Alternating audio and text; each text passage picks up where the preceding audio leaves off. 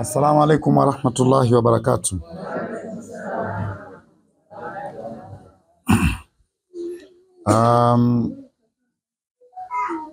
Kwa kuwa jambo letu tunaloendelea nalo linatakiwa kuchukua muda, tunataka tutoe ufafanuzi tu wa vitu viwili vitatu kuhusiana na zoezi la ufutaji wa chale, lakini pia maandalizi ya kwenda kwenye dua ya kushinda vita vyetu, kurudisha heshima zetu. Kabla hatujaingia kwenye dua kubwa, kuna mambo ya kuzingatiwa. Ukiyafuata hayo, dua yako itakuwa nyepesi. Ukishindwa hayo, dua yako itakuwa ina mtihani sana. Jambo la kwanza, vita yoyote, hii ni vita ya kiroho. Vita ya kiroho kwa maana hapa hatuendi kuchukua upanga wala bunduki wala kisu. Upanga wetu ni Allah, bunduki yetu ni Allah, kisu chetu ni Allah. Kwa vita ya namna hii huwa ina taratibu zake namna ya kuingia. Kwa kuwa tumekubaliana kwamba siku ya Jumatatu insha Allah tutaingia kwenye hii vita, basi lazima tuwape utaratibu wa namna ya kushiriki katika hiyo vita, ili tusije wengine tunapigana wewe ukawa unapigwa wewe. Yaani wewe upo kwenye viwanja vya vita, badala ya kupigana na adui ukajikuta ile vita yote na kupiga wewe, kwa sababu ya kushindwa kufuata haya ambayo nitayaelezea. Tukiingia kwenye hii vita, vita yoyote ukipigana, lazima ujue hii vita ninaopigana mwisho wake lini. Lazima uweke target ya kumaliza vita yako. Hii vita naimaliza lini? Ukiwa utapambana kwenye jambo lolote na hujui utamaliza lini, vita za kiroho, ukiwa hujui utamaliza lini, of course hiyo vita unakwenda kushindwa. Lazima kitu chochote unachokipanga uwe na mipango nacho na uwe na target kwamba jambo hili nitalifanya mpaka likifika hapa nimemaliza, baada hapo naanza jambo lingine. Shida yetu, tunapita kwenye matatizo, tunapita kwenye shida, tunapita kwenye mitihani, mpaka inafikia mahala hatujui hii mitihani yetu ya matatizo yetu tunayamaliza lini. Na sababu ya kutokujua ni kutokuelewa yule tulomkabidhi vita ana uwezo wa kiwango gani. Lakini nataka wewe ambao unaingia kwenye hii vita ujiwekee target kwamba mimi bana, vita hii naingia siku ya Jumatatu, mpaka mwezi huu unamalizika wa Ramadhani, vita yote nilokuwa napigana nimeshaimaliza. Si mnanielewa vizuri? Ukishaweka target, Mungu anasimama kwenye target yako. Usiombe jambo ukaliacha kwamba siku yoyote ile itakapojaliwa imekuwa. Weka target kwamba mimi nataka mpaka siku fulani hii vita niwe nimemalizana nayo. Haya madeni ninayodaiwa, na muomba Mungu mpaka siku fulani niwe nimemaliza kuyalipa. Ili tatizo la watoto wangu la kutokujua kusoma, mpaka siku fulani na kisha tatizo limeisha. Ili Mungu akikujibu ndani ya yale masiku utajua hapa ni Mungu amejibu. Unaweza ukajikuta unajibiwa katika masiku usiyoyatarajia, utaanza kusema labda mganga fulani, labda Mwamposa huyu, labda fulani huyu. Lakini ukiwa umeweka target, hii dua tunayofanya siku ya Jumatatu, nataraji mpaka Jumatatu tatizo langu kadhaa liwe limemalizika. Mungu atacheza na hiyo target ya muda wako. Unanielewa vizuri? Usipigane vita ambayo hujui inamalizikaje au inamalizika lini, utafeli. Hiyo vita itakushinda. Hata Mtume sallallahu alaihi wasallama na maswahaba walipokuwa wanateseka sana, wakasema, Allah akasema, am hasibtum an tadkhulu aljannata walamma yatikum mathalu alladhina khalau min qablikum massatuhumul ba'sa'u wadh-dharra'u wazulzilu hatta yaqulu ar-rasulu walladhina amanu ma'ahu mata nasrullah ala inna nasrullah qaribun. Unaona Mungu alivyowajibu? Walimwambia, Mungu anasema, mnadhani nyinyi mtapata vitu kirahisi rahisi na msipatwe na misukosuko. Misukosuko inayotupata ni moja ya ishara ya mafanikio kwenye mambo yetu. Unaijua dhahabu? Dhahabu ili ijulikane kwamba hii ni dhahabu piwa, lazima itiwe kwenye moto. Kwa wewe unapitia unayoyapitia, wewe ni dhahabu. Mungu amekuandaa kwenda kutengenezeka kitu kingine.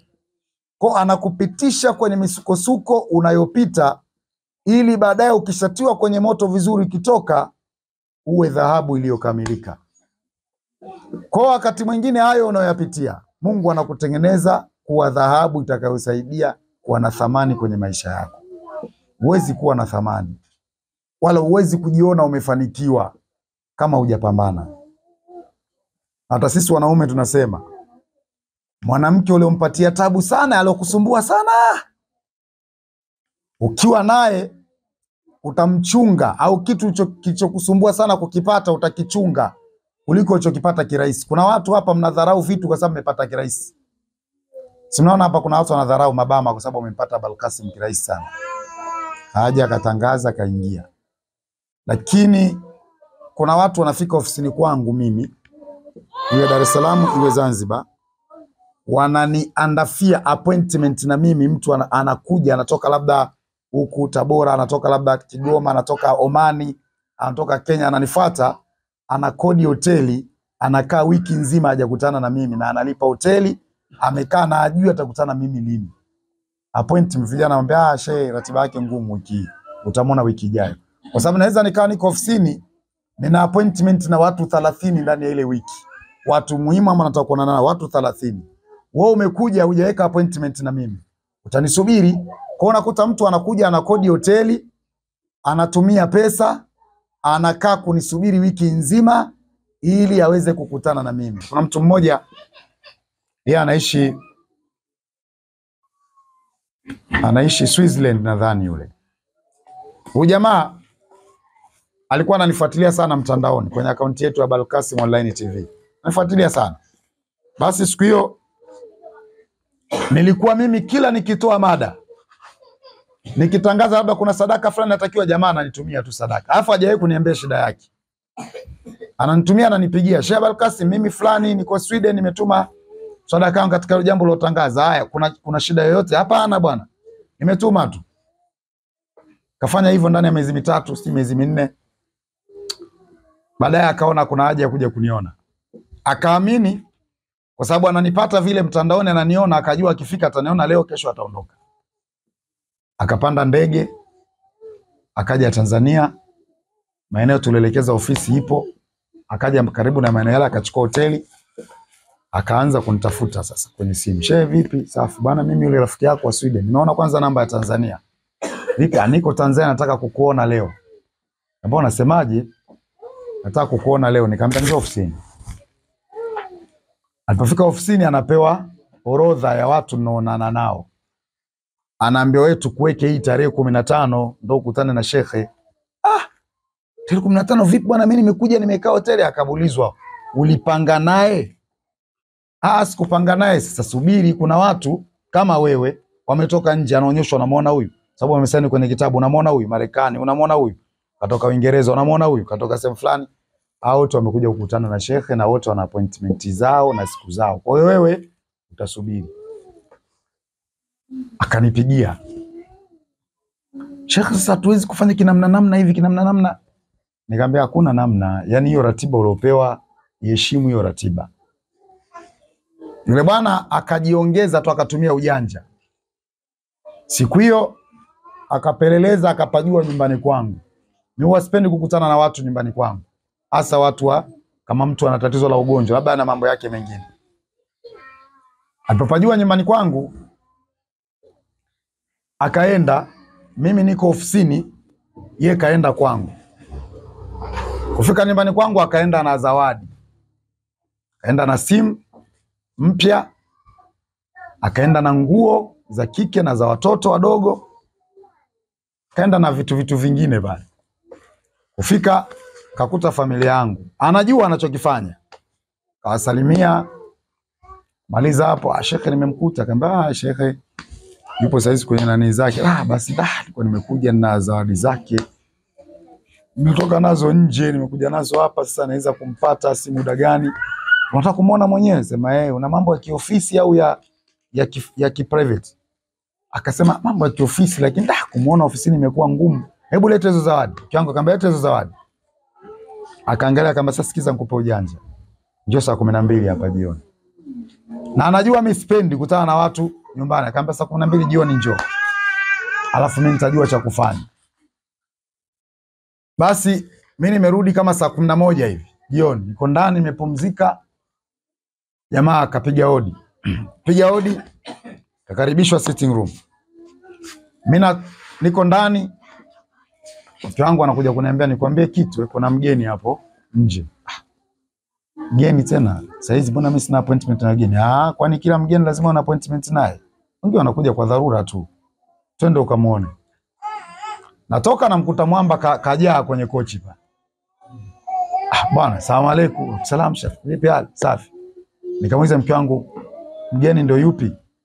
Akasema ndo huyo, alafu kuna zawadi kaleta hapa kidogo, kaleta hii simu si nini. Nikamwambia ndo achokoroga nacho hicho Au kakubali mimi nikutane naye hapa. Unajua watu wengine sio hivyo lazima. Akaanza kutetewa kwa sababu ya zawadi. Na wewe labda ukitaka uona zawadi fulani utanionaona kirahisi kavu tu, au utapata shida sana.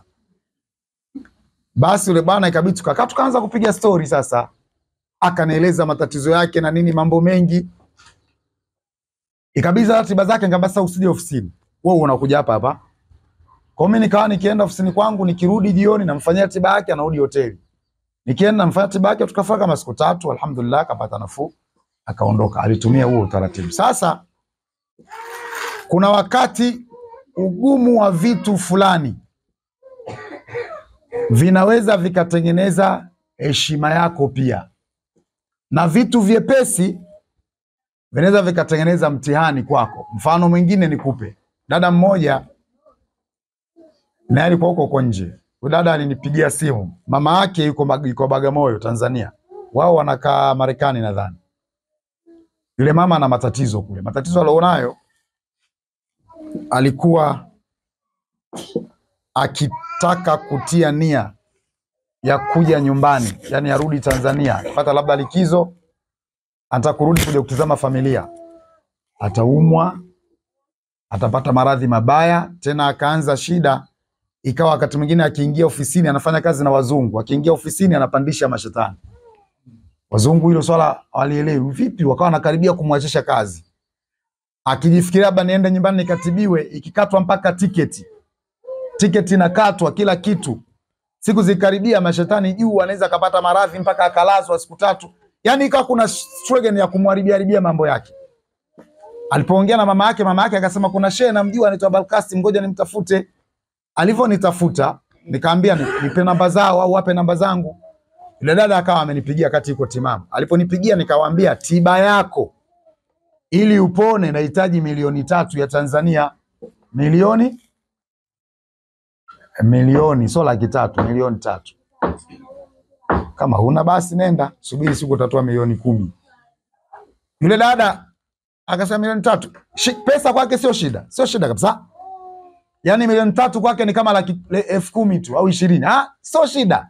Yeye anafanya kazi ya kulipwa mamilioni ya hela, mume wake anafanya kazi analipwa mamilioni ya hela na mtoto wao mkubwa. Yani watu ambao hawana shida. Akaniambia okay, pesa mimi nitaitoa. Alipokuja kukaa na mumewe kuzungumza, mume wake akasema 3 hakuna tiba za namna hiyo. Muongo, shehe tapeli. Shehe gani huyo? Nipe namba zake. Basi kampa namba zangu.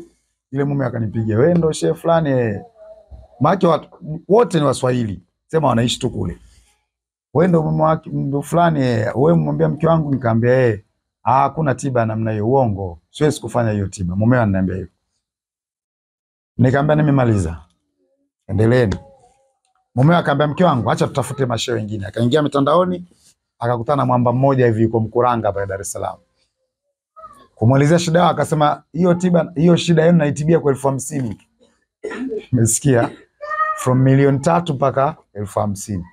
Akasema waona, yule tapeli jamaa muda huo akatuma laki, kamtumia laki. Amenitumia kwanza hiyo 50,000 nifanye mambo. Kamtumia.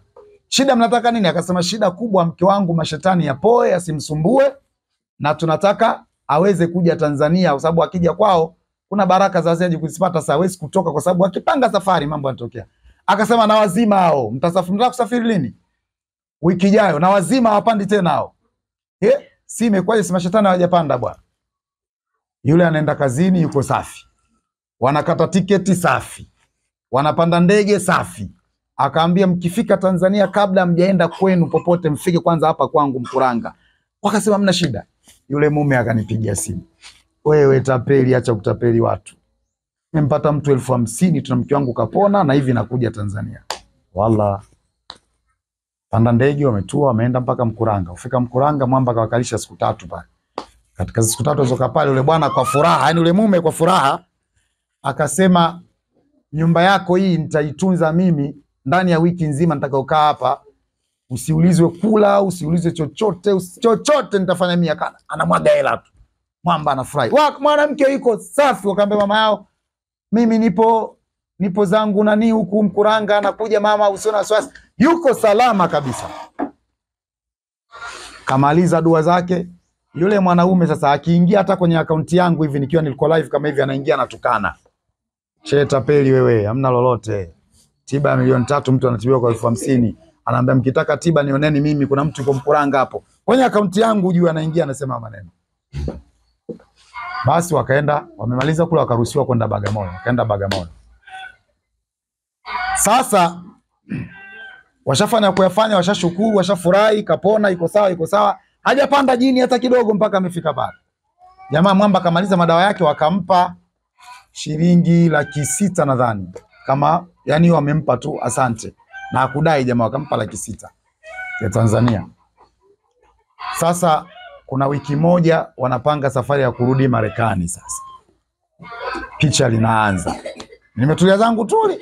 Na sikushika hata udi kuongea chochote tuli.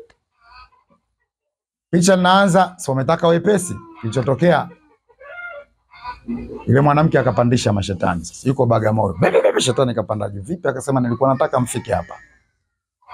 Nilikuwa nawazuia kuja kipindi kile kwa sababu nilikuwa najua mtakutana na shehe fulani. Nilikuwa sitaki mkutana naye, angewasaidia. Mlipobadilisha mawazo mnakutana na wewe mwingine, nikasema huko ndo ninaopataka, nikanyamaza. Sasa kilichonipandisha hapa nakwambieni hivi. Huyu mwanamke kurudi Marekani harudi, na ili arudi nataka wauze mali zao zote, waanze moja. Nataka wawe masikini kuanzia yeye na mume wake na mtoto wake. Wawe masikini waanze moja, mimi ndo nitatoka kwenye kichwa hiki. Kinyume na hapo, kwanza hivi nilivyopanda sasa hivi ndo sishuki mpaka na kisha zimeuzwa mali. Sitoki tena.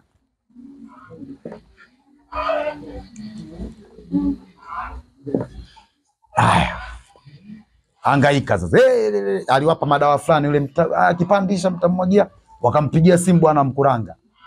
Bwana hali mbaya, akasema atumeni usafiri nije. Wakamwambia kutoka Dar es Salaam mpaka Bagamoyo chukua boda ndo utafika haraka. Akachukua boda yule bwana mpaka Bagamoyo. Akakuta chuma kiko kichwani. Kufika pale anaanza shetani akamwambia wewe nitakuua. Pumbavu nitakuua. Acha njaa. Jamaa akaona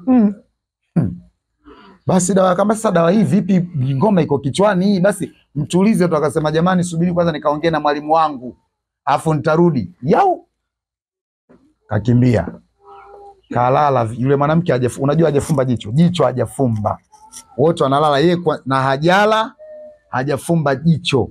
Shetani kwa kichwani anasema salama yenu. Sasa hivi pigeni mnada, mali zenu zote zilizoko Marekani zilizoko hapa mkiuza, nimetumwa nije kuwafilisi. Alionituma sikwambieni ni nani, ila kaniambia nisirudi mpaka mmekuwa maskini. Kwa hapa mimi sitoki na uwezo wa kunitoa hamna. Ndio mama mtu sasa. kwani ilikuwaje kwa Sheikh Abul Kasim? Yule mume kimeenda, kimerudi, kimetoka. Tumpigie. Mume akasema mimi simpigii. Pigieni nyinyi. Mama yule ananipigia simu saa ngapi? Ilikuwa saa 6 ile, mpaka nikakwambia saa 6 usiku, saa 6 au saa 7.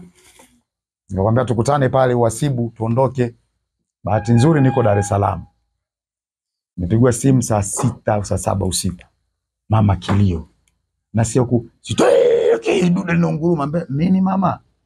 Unanikumbuka mimi baba? Nilikuunganisha na watoto wangu. Wako nakukumbuka. Watoto wangu wako hapa. Sasa nini mama kinachoendelea? Unajua baba, hiyo tusizungumze kwenye simu baba. Chukua usafiri wowote ule uje Bagamoyo. Nije Bagamoyo. Niambieni kuna nini? Sikiliza baba ananiwekea sasa simu. Goma inaunguruma huko. Hajalala mwanamke siku ya pili. Nikacheka kwanza. Nikasema ni yule mume wake yupo? Yupo, mpe simu. Ukileta jeuri si unatukuta tunakusudi. Jeuri mwenzie kusudi. Wewe tukwambie tu hapa lete 1,000,000 kazi yako tuone sisi matapeli kafanye kwa 2,000 utarudi. Yaani mpaka nikikwambia target ya jambo lako kwamba hili jambo linafanyika hivi. Uelewe kwanza, usinitafsiri mimi nataka kuchukua hela yako. Usinitafsiri hivyo. Tunao viongozi, tunao watu wakubwa sana ambao tukitaka kuchukua pesa kwao tunachukua na tunaondoka kwa sababu tushafanya kazi zao. Na muulize huyu mnamjua nyinyi. Sasa yule bwana akashika simu. Waalaikum Sheikh. Alaykum salaam Sheikh. Anajichekesha sasa kama mzungu alopotea. Ushamwona mzungu alopotea? Alafu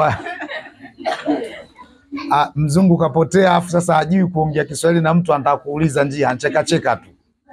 Ndio huyo jamaa sasa. Sasa vipi? Unajua Sheikh, nini wewe? Hebu ongea kwanza, sinishaambiwa na mamake. Shida nini?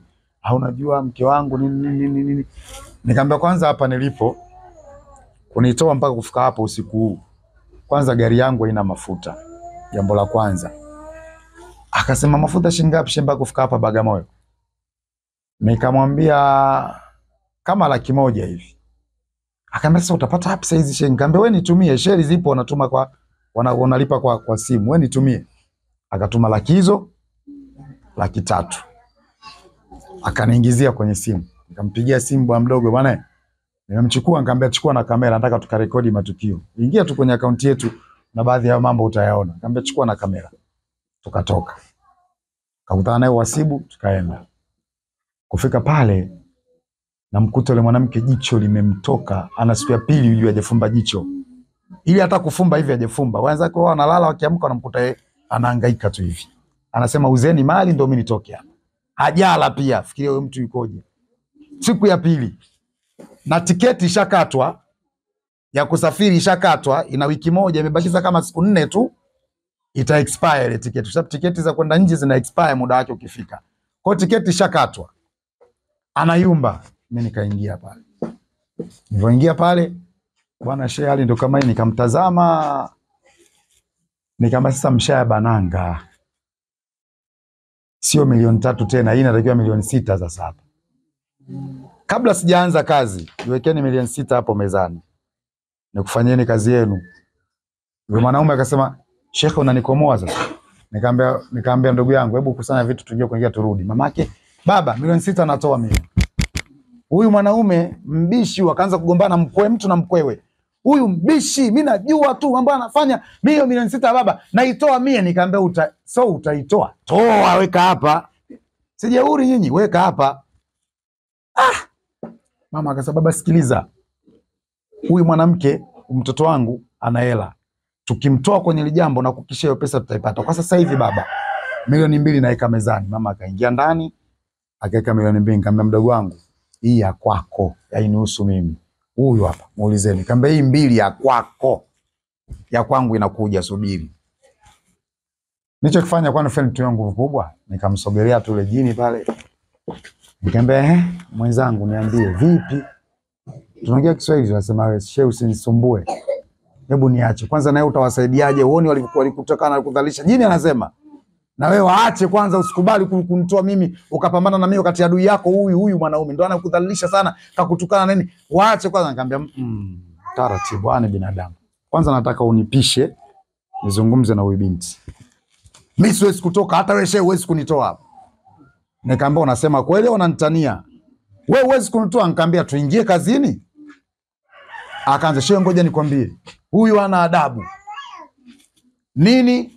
Ndo anasema tukio ambalo lilifanywa, huyu binti alifanya tukio kabla hajaenda Marekani, watu wakamwekea kisasi, wakataka kumfilisi katika kila kitu. Ikazungumzwa ile story yake. Yule jini ndo kaizungumza. Mama akasema anaikumbuka hiyo story. Akasema jamani watu hapa itakuwa fulani. Nikamwambia tusaliane majina. Ile jini akasema shehe, kwa hali hiyo mimi nina haki au sina? Tukio la pili, ukiona una matatizo kwenye maisha yako, kwanza unatakiwa ujiulize ili tatizo liloingia kwenye mwili wako lina haki au halina. Unajua kuna watu mna haki ya kuteswa na majini. Mna haki kabisa. Wana haki kabisa majini wa kuwatesa. Kwa nini? Inawezekana kuna mikataba waliingia wazee wenu na wakasema kabisa tukishindwa kufanya hili fanyeni hili. Ni kama vile benki.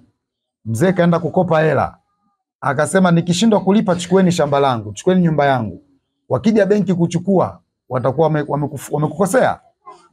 Kwa kuna wakati mnasumbuliwa na nguvu za giza ambazo zina haki ya kufanya hivyo kwa sababu ya mikataba mloweka. Kwa hiyo hapo unatakiwa uwe mpole, uzibembeleze.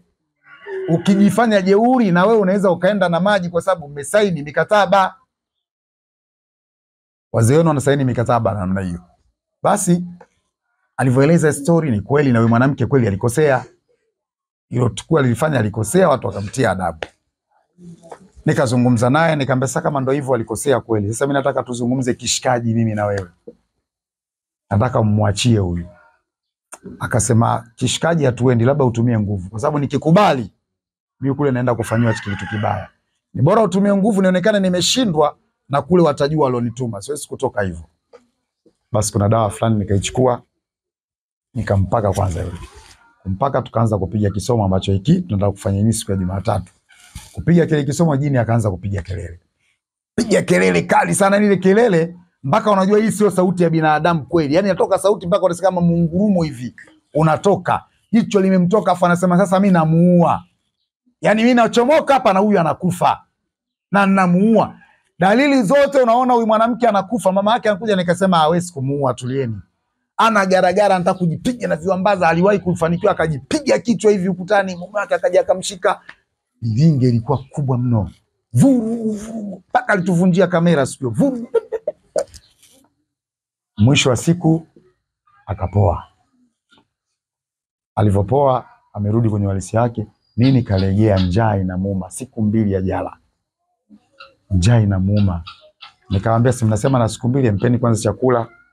Mama akatengeneza uji mwepesi. Mama yake akampa akanywa. Akasema jamani njaa inaniuma, walikuwa kuna chips pale kwa wamenunua akamtengenezea mume wake kwa sababu anampenda sana mkewe, anampenda kweli kweli. Yuko hivi, "Wife, what's wrong with you?" Wife nikamwambia wewe, hakuna cha wife hapa. Tulia, hamna wife wala knife hapa. Kaa kule kwanza nimalizane naye.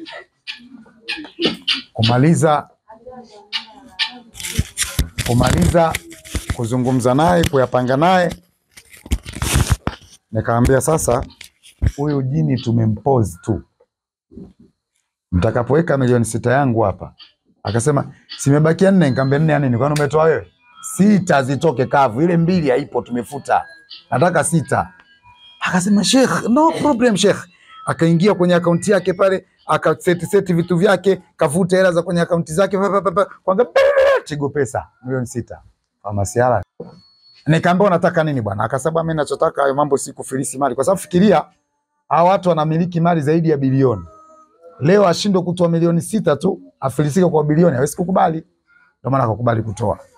Na usiogope ukisikia tunataja mahela hayo kasa. Wewe mashehe wako hivi, itategemea. Unajua nikwambie ni wachawi wako hivi. Kadiri unavyokuwa na mambo makubwa na wao wakikuroga na kuroga tiba yako iwe kubwa. Wewe unamiliki milioni 10, alafu mchawi akuroge uweze kujitibia kwa 50,000? Sio kweli. Itakuwa mchawi hana akili huyo. Mchawi lengo lake ushindwe. Si mnanielewa vizuri? Lengo ushindwe. Kwa hiyo atakupeleka. Ndio maana ningekwambia mpaka mchawi ukiona kakuroga, aje akurupuka jamani, amekufuatilia.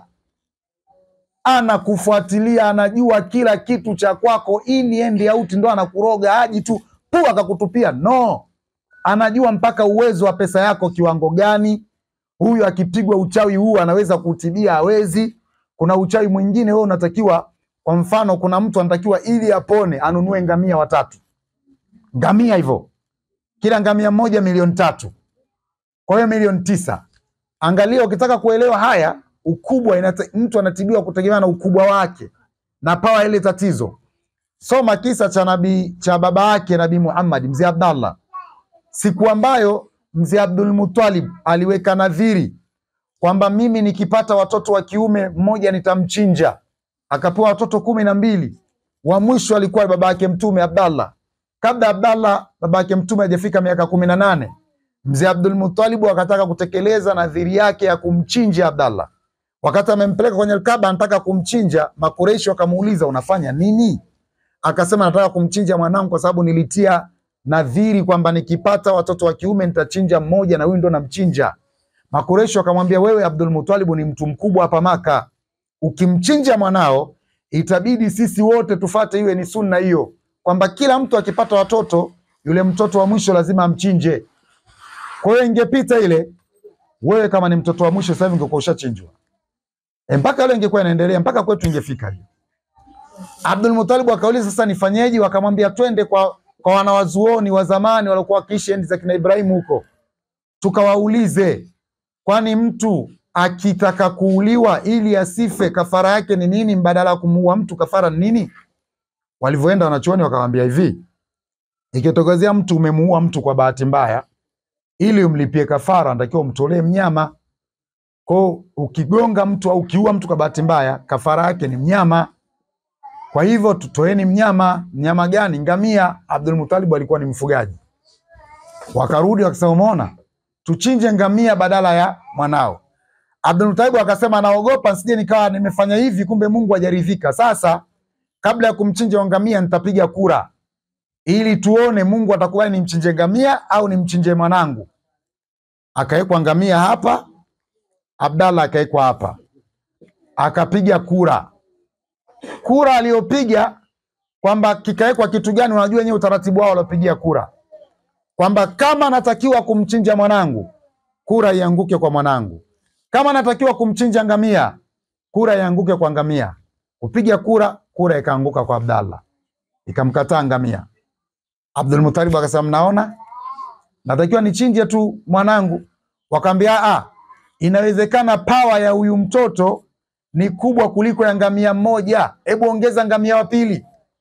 Abdul Muttalib akaweka ngamia wa pili, wakawa ngamia wawili, mtu binadamu ni mmoja. Akasema, kama anatakiwa kumchinja mwanangu, kura ianguke kwa mwanangu.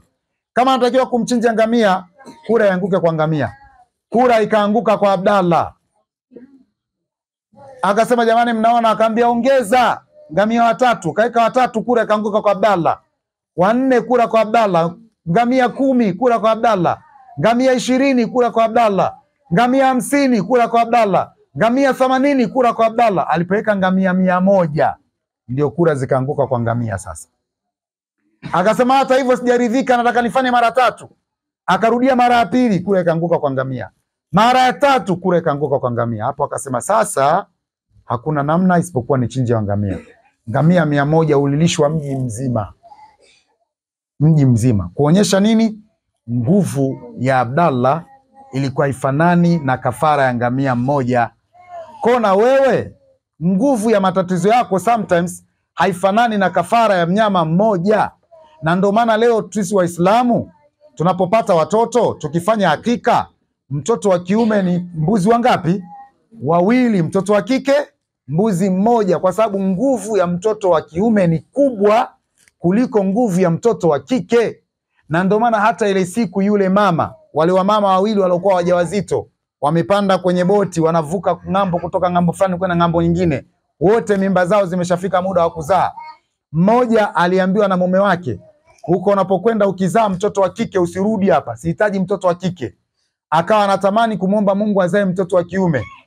Wote wakawekwa kwenye chumba kimoja, wameingizwa kwenye chumba kimoja kwenye jahazi ili wakizaa wazae huko. Wakazaa wote kwa pamoja. mmoja akazaa mtoto wa kiume, yule alioambiwa na mume wake ukizaa mtoto wa kike usirudi, akazaa mtoto wa kike. Sasa yule aliozaa mtoto wa kiume akazimia kwa yale maumivu ya kuzaa. Huyu aliozaa mtoto wa kike akaenda kubadilisha, akamchukua mtoto wa kike akamwekea mwenzie, wa kiume akamchukua yeye akamweka. Wakati wale waliosaidia kuzalisha waliona kwamba huyu kazaa wa kiume, huyu kazaa wa kike. Walipoingia wanakuta huku kuna wa kike, huku kuna kiume, wakashangaa. Waliposema huyu alomchukua wa kiume akasema, huyu ndo mtoto wangu nimezaa mie, ushindani ukawa mkubwa sana. Nani kazaa wa kiume, nani kazaa wa kike? Walipofika ng'ambo, wakamtafuta mwana wa chuoni. Wakamuuliza, bwana tuambie, hawa wanabishana. Huyu anasema huyu mtoto ni wake na huyu anasema huyu mtoto ni wake. Hebu tuambie mtoto wa kiume ni wa nani na mtoto wa kike ni wa nani? Mwanachuoni akasema very simple. Akasema nataka mkamue maziwa. Kila mtu akamue maziwa yake niaone hapa. Tuweke kwenye chombo. Maziwa huyu akakamuliwa na huyu akakamuliwa. Akasema mwenye maziwa haya ndo mwenye mtoto wa kiume. Akaambia umejuaje? Akasema haya maziwa ni mazito, haya huku ni mepesi. Kwa hiyo aliyezaa mtoto wa kike maziwa yake mepesi, alozaa mtoto wa kiume maziwa yake mazito. Akaonekana yule alodhulumiwa ndo mtoto wa kiume kazaa. Hatufanani. Tunaelewana vizuri? Kwa kama vile tulivyokuwa hatufanani kwenye maisha yetu, hatufanani kwenye mambo yetu, hata kwenye mifumo ya tiba hatufanani pia. Kuna watu hapa ili umkomboe anahitaji mamilioni ya hela. Ndio maana kuna mtu mimi mwingine akija na maradhi yake, nikishamtazama tu simwambii kitu, naambia nenda, kwa sababu hata nikikutajia bei nitakuongezea maradhi. Nikikutajia gharama yako nitakupa maradhi mara mbili. Kuna watu wanakufa Muhimbili na katika hospitali mengine si kwa sababu ya maradhi, pressure ya kushindwa pesa za matibabu. Na daktari anakuambia kabisa maradhi yake haya milioni 3, vinginevyo utumbo utashambulia pale, maini yataoza, akioza pale afanya hivi anakufa. Pressure mtu kila siku anawaza tu yale maradhi atakavomuua. Hela hakuna, familia mnakaa leo, ziko familia kwa maisha yalivyo hapa, ziko familia mtu akiumwa nyumbani mkiambia mtafute 500,000 tumtaitafuta miezi 6 na haipo, mtakaa familia nzima mnachangishana. Sasa mimi nikishakuwa na maradhi kama nakutazama tu, kwa sababu kukusaidia pia nitashindwa, kwa sababu ili nipate tu dawa yako labda nitafute 600,000. Kuna dawa moja inaitwa Karkatana. Ukisikia siku nakwambia maradhi yako inahitaji dawa ya Karkatana, ujue unatakiwa 600,000 weke chini hapo. Haya, naipata dawa inatoka katika falme za Kiarabu mpaka itufikia hapa. Na zipo, ukienda pale Kariakoo utazikuta, lakini kuna mtu mmoja aitwa Abdul Samad Kariakoo, ukimwambia tunahitaji Karkatana na kuangalia usoni kwanza. Unafanana na Karkatana? Anakutazama usoni. Au unanitania wewe? Ila ukienda kukutana na watoto wa kiuni watakupa, watakwambia Karkatana ipo 50,000, ipo 25,000, unajua Kariakoo tena ukosi kitu. Sasa kuna tiba ambazo tukikuangalia wachawi wamekutarget, wanajua kabisa huyu tunapiga pini hapa hawezi kujitibia yeye na watoto wake wote, wakikutana wamtibii huyu. Ndio unabaki unahangaika tu. Kuna tiba nyingine mchawi akikosea timing, mimi nasema vile vichawi vinavyojifundisha vya nasari vinakupiga uchawi wa kitoto tu. Unakuta uchawi anakuambia sikiliza, kanunulie udi tu. Kwa mfano kama charekiza, uchawi kitoto tu. Una athari kubwa, lakini uchawi ndio maana nimekwambia leta 3,000 na ndimu yako moja na udi, na tumefuta watu. Na kuna watu wametupigia simu walioanza jana tiba yao. Kuna mtu wametusimulia ndoto mpaka anashangaa mtu. Nilichokuwa najaribu kukielezea hapa kwamba kuna wakati unapita kwenye uzito ili ukitoka hapo wewe uwe mtu mwingine kabisa. Ndio maana Mungu anakupitisha kwenye uzito na mambo yako. Kwa hiyo ukiambiwa tiba yako inahitaji gharama fulani, usiogope wala usijisikie vibaya. Tunaweza tukazungumza, tukaona tunakusaidiaje. Pia sisi ni binadamu, kuna leo na kesho. Tunapoweza kukusaidia tunawasaidia. Ndio maana tunasema kuna wakati tunakupeni dawa bure. Tunajua sio kila mtu anaweza kumiliki pesa kununua dawa, na tunatamani upate dawa ya kujisaidia kwenye jambo lako, tunakusaidia. Sasa yule mama kule, maki watu wengi walikuwa wanasubiri hapo. Haya, ngoja niendelee. Yule mama sasa, baada ya kutoa ile hela tukawasaidia, nikamwambia iko free huyu. Kweli shekhe? Nikamwambia kweli. Safari yao kama kesho kutwa. Bwana mkubwa akasema, shekhe, naomba msiondoke, mkae hapa mpaka siku tutakaosafiri, mtusindikize mpaka airport. Mpaka ashaingia kwenye ndege. Akasema au nikukatie tiketi tukashuke wote kule. Kaambia sitaki wewe ujinga, sijapanga kusafiri saizi. Cha kufanya wewe nitakupelekeni mpaka airport. Nimekubali kuwapeleka. Tukakaa Bagamoyo, tukakodiwa hoteli. Tukakaa tukasubuhi na kwenda kumkagua, yuko fresh anapiga story. Kwa sababu ilikuwa yule ikifika safari ndio ile jini anapanda. Safari leo walikuwa wanasafiri saa 5 usiku nadhani. Kwa saa 5 na ndege saa 5 usiku. Tukatoka tukabasi na kupelekeni hapo, tukitoka hapo sisi tunaondoka kabisa juu kwa juu. Sawa, tukampakia kwenye gari. Tunapiga naye story mpaka tumefika airport. Tunaagana, anapanda ndege, wanaruka, wanafika, wanatupigia simu, jamani alhamdulillah tumefika. Mambo yanaendelea vizuri mpaka leo. Maisha yao yako very standard. Yako vizuri, hawajauza hata kijiko. Lakini imagine ule wepesi walioutaka walikuwa wanatengeneza tatizo lingine.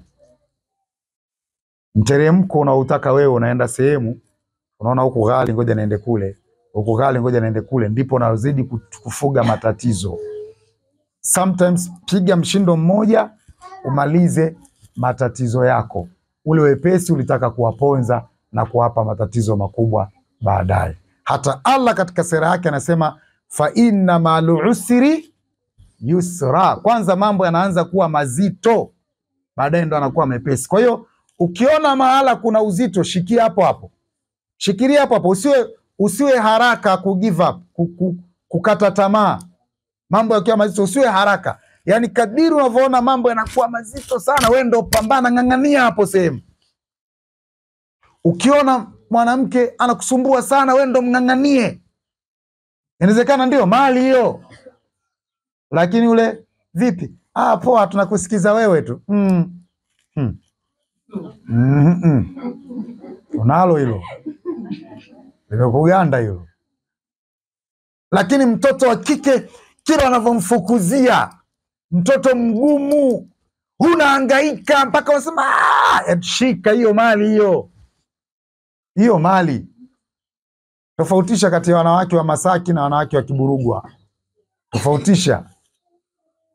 Mtoto wa Masaki ukijenga naye appointment, baby naomba tukutane, anakuuliza wapi?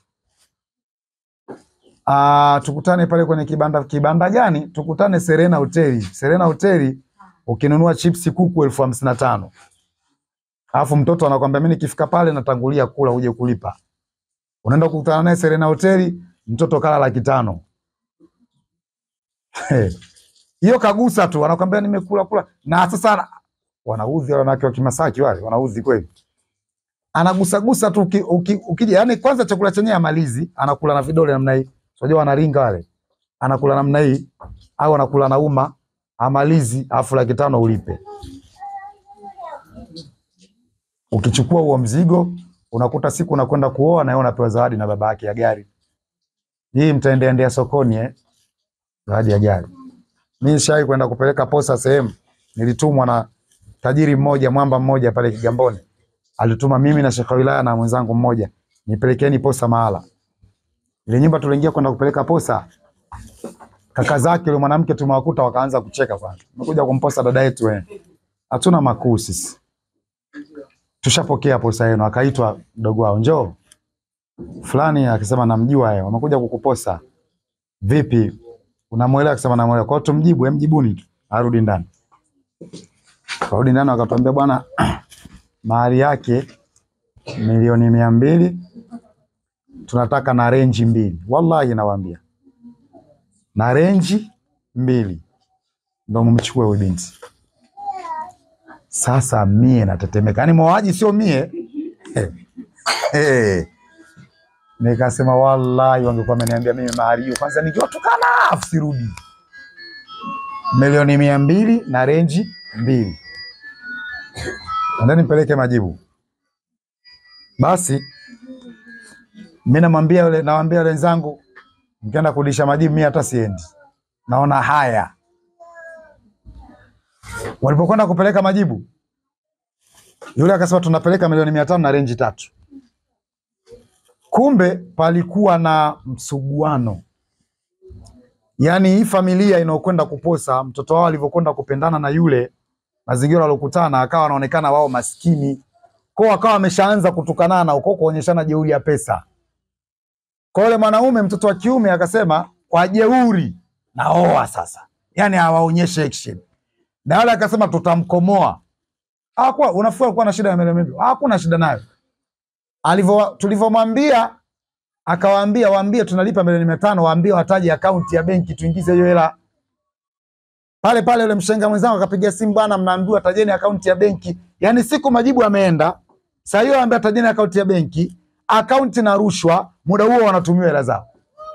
Wanaambiwa haya hizo renji chagueni mnataka kwenda kwenye showroom gani. So renji zilizotumika, renji moja ni milioni 300 baba. Milioni 300 renji hiyo. Milioni 600 unachukua mwanamke salala mwanamke tu. Ameujinga usifanye. Mwanamke tu. Wakamtuma mdogo wao wa mwisho. Tena mtoto wa mama yao mdogo. Watu wanajeuri. Unajua unaposema watu hatuna hela maskini, maskini wewe. Yani wewe ndo una hela ujue. Mimi niliwahi kubahatika kuingia kwa tajiri mmoja kwenda kumuomba hela ya sadaka ya kufanya maulidi. Nikaambiwa nenda ofisini kwake. Wallahi kwa jina la Allah na nimefunga Ramadhani hii. Nimemkuta kakaa kama hivi. Hapa mbele kuna meza, ile meza imepangwa 10,000 zimemzidi hivi juu. Zimepangwa hivi. Yaani anachukua hivi.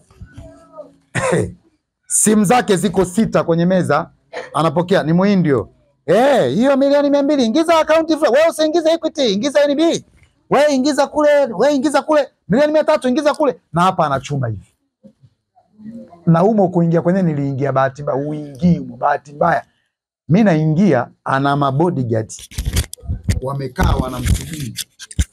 Mimi naingia, unajua mpaka ukifika huko ndani kwanza wanakushangaa kwamba huwezi kufika bila idhini, uwe na kibali. Kwa wakikuona wanajua ni mwenzao, mabodyguard wanakuogopa. Wajua huyu itakuwa ni mwenzetu. Kumbe mimi nimeingia kwa mchongo. Mchongo wenyewe nimemfuata kijana ambaye anafanya kazi ya supply vitu, anakutana na ule mzee. Nilivyomfuata kwenda kumuomba msaada akaniambia nitakukutanisha na bosi wangu, lakini ukiingia tu sema shida yako. Hiyo kuingia uingii kirahisi. Soma dua. Wallahi wa billahi nilifanya dua fulani hivi. Nikajikuta anaruhusiwa tu kila mlango. Yeye mwenyewe anavonishika mkono anashangaa, siulizwi. Kumbe bwana watu walikuwa wanioni. Mwana Mungu alivyokuwa anatisha. Nikabahatika kuingia mpaka kwenye ofisi yake, kwenye eneo lake, nimesimama hapa. Yaani nazishangaa hela. Kilichoniponza nimeanza kushangaa hela. Badala kusema shida yangu, yule bwana akaniambia ukifika ongea shida yako. Wallahi mimi nifika na shaka sije kuziona. Wewe si unanielewa?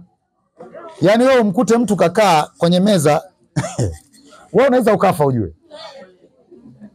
Wewe unaweza ukapigwa shoti ukadondoka. 10 zimepangwa, anachuma jamaa namna hii, anavuta hivi, masimu pale.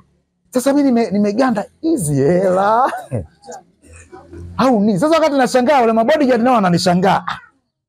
Huyu kama ni mzoefu na anatakiwa, mbona anashangaa hichi kitu sio vitu vya kushangaa? Bodyguard mmoja akainuka. Kunigusa ndo nastuka. Vipi? Nikasema nina shida na mzee. Toka nje wewe. Toka nje. Mzee akasema mtoeni. Sina appointment naye. Kweli nakwambia nimemtokea tukio ni mimi huyo. Mtoeni. Eti nimetoka nje ya mlango ndo nakumbuka shida. Yaani nina shida na mzee akaniambia ushafeli. Ushafeli.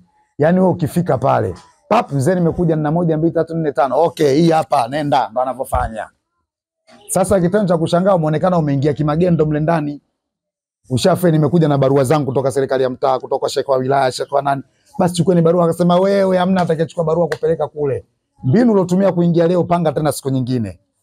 Uje useme shida yako. Natoka alonipeleka anajua nitatoka na bunda, manake budget haikuwa hata hela nyingi. Anajua anaona vipi? Nikamwambia bwana, nimefika sasa nimeanza kushangaa hela. Akaniambia basi ushafeli. Nikaondoka. Ni nini ishara yake? Kuna wakati unakutana na watu wana majambo makubwa, wewe mwenyewe unachanganyikiwa kwenye maisha yako kama nilivyochanganyikiwa mimi. Sasa nikashindwa kupata pesa siku, lakini baadaye yule bwana alianza mwenyewe, yule tajiri mwenyewe akauliza bodyguard, yule aloingia nani? Akasema hatujui. Akili yake kaambia sijakuwa malaika yule nimemfukuza, kaletwa na nani? Sasa mimi nilimtaja mtu alionileta pale, mtafuteni. Yule bwana akatafutwa, akaambiwa bwana bosi anakutafuta. Akaniambia bwana bosi anameniita si kwa issue yako, ngoja tuone. Alivyoutana akaambia yule mtu, kwa sababu mpaka kuingia ni ngumu. Umeona chumba kilivyo? Au unaingiaje kirahisi? Ni ngumu. Akasema yule ni nani? Ndio akaambia bosi yule kijana tu ana shughuli ya Maulidi, anatakiwa kufanya shughuli ya Maulidi. Sasa alikuwa amekuja na bajeti yake ya kuombe tu msaada. Mimi akaniambia, nikaambia nenda kwa nani mzee, na mimi sikujua kama atafika. Nikashangaa akafika. Akasema nitafutie. Kwa bwana bosi anakuita. Nikaenda kwa nana naye nyumbani kwake. Sasa nikanywa juisi ambayo sijawahi kunywa kwenye maisha yangu. Nikapewa sina vidude gani. Tukawa tunapiga story na mheshimiwa. Tunapiga story yani za kirafiki. Anataka kujua uliingiaje. Nikamwambia bwana mimi kuna dua tu nilisoma. Ndio nikasema ala basi na mimi nataka dua. Kama dua za namna hiyo na mimi nataka dua kuondoa mafisadi kwenye mali zangu na nini. Nikupe shingapi? Nikasema hapa niombe shingapi? Wewe ungeomba shingapi? Alivyoniambia nikupe shingapi nikazifikiria zile. Kasa nikamwambia bosi, wewe fanya tunavyoweza. Alafu nataka nikupe mbinu. Usikutane na tajiri akakwambia unataka shingapi ukamwambia fanya chochote, usikubali. Mwambie unachotaka. Hawana huruma wale. Walivyokuwa puuzi wanajua wewe una shida kama wao, akili yake. Kwa hao ujui shingapi Nikamwambia bosi, wewe fanya tu. Sema bwana shehe, kazi yako itagharimu nini? Nikamwambia kwanza natakiwa tupate ng'ombe 20, hata sijui nitawafanyia nini hao ng'ombe. Hala haihitaji kabisa ng'ombe hiyo kazi yenyewe. Na bosi, nipatie kwanza ng'ombe 20, mbuzi 15, kondoo 9. Ananiangalia. Akasema piga hesabu shingapi hivyo vitu. Nikamwambia ng'ombe mmoja kama 700,000 hivi, kwa 20 700,000 mara 20. Akasikiliza, hela ikaenda kusimama kama 7 au 8. Akasema ndo kazi yangu utaifanya kwa gharama hiyo Okay sawa. Kaingia ndani akatoa bahasha na 10,000,000. Akaniambia basi pesa hii. Alafu bwana ukiwa kushughulika kazi za matajiri raha sana. Shughulikia kazi ya maskini uone. Hivi mnajua kama sisi tuna deni hapa la 180,000. Mnalijua hilo au hamjui? Nikupeni story hapa Mabama. Kuna mtu huyo katoa 100,000 yake na 80 anatuendesha huyo. Wallahi lilitajiri lililipa 10,000,000, afu likaniambiaje? So unaweza ukafanya tu kazi huko kwa mwenyewe ukafanya bila amekuepo. Nikamwambia ndio inawezekana. Basi wewe nifanyie ukimaliza nipigie simu. 10,000,000 katoa. Hawe kuweza. 10,000 zenu tu mnazotoa hapa tusipofanya dua hapa. Hii Mabama tukanyagi tena. Ndio tulivyo maskini kwa sababu sisi tunapata tabu ila yetu sasa ile. Afu mtu asikufanyie dua. Hapa mitandaoni kuna mtu anakutumia hela wenye imani zao. Wallahi wa billahi nawaambia. Kuna mtu anatuma 2,000-3. Mtu yuko Marekani, yuko Omani, anatuma hela na hana mpango wa kuuliza dua.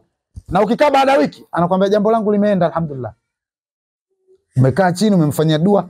Yani wewe kwenye dua sikiliza nikwambie, tunatakiwa tupeane na saa tuelekezane pia. Ukianza kutia mushkila, siku zote utasomewa dua mpaka na malaika wote ufanikiwi. Ukianza kukiangalia chako bila kuangalia unachofanywa dua. Hivi dua tunazozifanya hapa mnadhani tungesema kihaki lillahi tungeandikisha kwa 10,000 hapa? Kihaki lillahi tunavokauka kuangalia sauti hizi zinaumia. 10,000 tuko wangapi? Tuna magari tunatia mafuta, tunalala hoteli, tuna familia. Hizi muandikishe dua watu 100 tufanye. Tufanye watu 100 mmetoa 10,000 milioni ngapi hiyo? Si milioni 1 au milioni 2? Watu 100 tufanye. Hata mtoe milioni 30. Tufanye nyinyi watu wa Mabama mtupe milioni 30. Mahitajio tulionayo sisi na ya milioni 30 yenu mtakuta vifanani kabisa. Kwa hiyo tunatumia nguvu kubwa kuliko tunachowadai, lakini kuna watu mnaona mnatupa kikubwa kuliko tunachokifanya, na ndio mnapofeli.